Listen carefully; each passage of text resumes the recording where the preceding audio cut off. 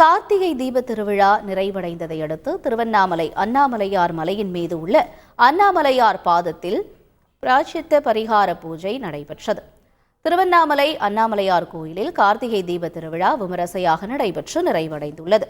திருவண்ணாமலையில் சிவனே மலையாக இருப்பதாக ஐதீகம் நிலவுவதால் தீப திருவிழாவின் போது பக்தர்களின் கால் மலையில் பட்டதால் எழுந்த தோஷங்களை நிவர்த்தி செய்வதற்காக மலையின் மீது உள்ள அண்ணாமலையார் பாதத்திற்கு பிராயச்சித்த பரிகார பூஜை நடைபெற்றது.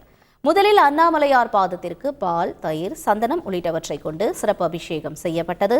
பின்னர் அண்ணாமலையார் கோயிலில் வைத்து பூஜை செய்யப்பட்ட புனித நீர் அண்ணாமலையார் பாதத்தில் ஊற்றப்பட்டு பிராயச்சித்த பரிகார பூஜை நடைபெற்றது.